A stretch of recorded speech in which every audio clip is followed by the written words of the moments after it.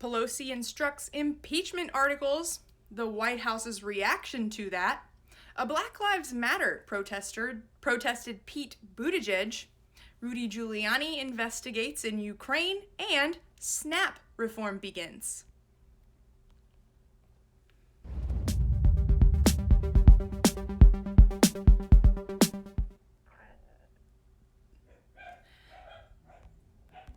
Hey everyone, thank you for joining me. I'm Reagan, and this is your news brief now on NRN. Today is December 5th, 2019, and here are your top stories. Speaker of the House Nancy Pelosi announced to Americans on Thursday that she is instructing the House to draw up articles of impeachment on President Donald Trump, saying he'd abused his power.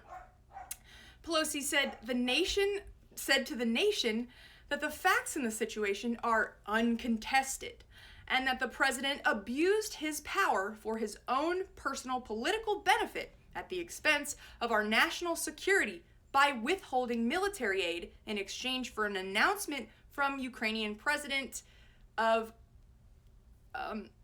investigations into Burisma and the Bidens. She continued on, telling the press that our democracy was at stake and that Trump's wrongdoings strike at the very heart of the Constitution. She mentioned she had no other choice but to act. Now, that announcement sets up the House floor vote happening in the coming weeks and would make President Trump the fourth president in American history to face an impeachment vote. He would also be the third president of the United States to be impeached by the House of Representatives. Now, the White House's reaction to Speaker Pelosi's announcement was, of course, not happy.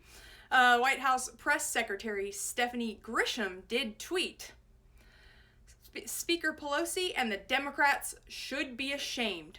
Donald Trump has done nothing but lead our country, resulting in a booming economy, more jobs, and a stronger military, to name just a few of his major accomplishments. We look forward to a fair trial in the Senate." President Trump also had a few tweets as well to the same effect. Also in the news, Democrat presidential candidate Pete Buttigieg spoke at an event in his mayoral town of South Bend, Indiana on Wednesday, and was interrupted by a group of Black Lives Matter activists. The protesters were in the back of the room holding up signs and chanting. One of the activists actually went up to the front and took the microphone from the councilwoman and began yelling into the crowd, quote, "Why are we talking about Pete Buttigieg? We have a police crisis happening. This is a farce. This is a farce." And he began chanting that as a kind of logo or slogan. Several in the crowd were upset, but others did chant along with him. Buttigieg's issues with black voters came to a head over the summer when a black man was shot to death by a white South Bend police officer. The fallout became a huge national story, which led to a disastrous town hall meeting on police relations with the black community. Also in the news, independent Ukrainian lawmaker Andrei Derkach said he'd met with President Trump's personal lawyer, Rudy Giuliani, on Thursday in Kiev to discuss alleged misuse of U.S. taxpayer money by Ukrainian state bodies. Previously reported, Giuliani had traveled to Budapest and Kiev in this past week to meet with several current and former Ukrainian officials for a documentary series amid this ongoing impeachment inquiry. Giuliani's also alleged that Biden, while in office in 2016, pushed for the firing of Ukraine's top prosecutor, Viktor Shokin, to end an investigation into Ukrainian energy company Burisma, where Biden's son Hunter was a board member.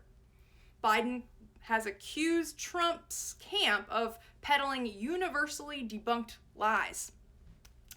Derkach has previously disseminated information about Hunter Biden and Burisma and things that were going on in there, and Giuliani has cited those things as evidence in his criticisms of the Biden family.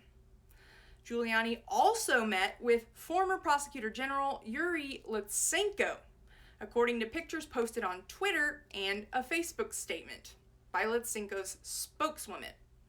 While he was Prosecutor General, Lutsenko privately met with Giuliani twice this past year. Once in New York in January, and later on in the year, somewhere in Poland. Also in the news, the Trump administration on Wednesday formalized work requirements for recipients of food stamps, a move that'll possibly cause hundreds of thousands of people to lose access to the Supplemental Nutrition Assistance Program, otherwise known as SNAP. Agricultural Secretary and Deputy Undersecretary Sonny Perdue and Brandon Lips for the USDA's Food, Nutrition, and Consumer Services told the press they were taking action to reform the SNAP program to restore dignity of work to a large segment of the population, as well as to be respectful to the taxpayers, us, that fund the program. The SNAP program, like other welfare programs that the United States offers, were never meant to be an everyday way of life. The rule changed would affect people between the ages of 18 and 49. But in that age group, it would affect people who are childless and not disabled. It would limit the states from waiving the standards that are currently set in place, which they've been waiving them at a pretty large rate. The standards that are currently set in place are the group members are required to work at least 20 hours a week for more than 3 months over a 36-month period to qualify for food stamps. The agency said that it found 2.9 million adults on the SNAP rolls were able-bodied and did not have independence. And it said that 2.1 million of those people were not working. There has been some backlash from Congress. Senator Debbie Stabenow, a Michigan representative Democrat, and also the ranking member of the Senate Committee on Agriculture, Nutrition, and Forestry, said this rule would do little to help anyone find work, and all the rule change would do would be stripping people from accessing the benefit. This is the first of 3 rule changes aimed to augment the SNAP program proposed by the Trump administration. The 2 others would reform the way the 40 states automatically enroll families into SNAP when they receive other forms of federal aid, and it would cap deductions made for housing and utility costs, which are also considered when a person applies for food stamps. Those rules have concluded their public comment period, and Lips, the undersecretary, did not say on Wednesday when he believed they would be implemented. Well, that's all I have for you today, guys. If you would like, check out more of the latest news and opinions, go to www.newrightnetwork.com. You could also check out our Right Now podcasts, which we interview some of the most amazing and fascinating people of our society today. Also, follow us on Twitter and Facebook, and go ahead and subscribe on YouTube to be subscribed to our channel, New Right Network. I'm Reagan, and this has been your News Brief Now on NRN. Have a great rest of your day.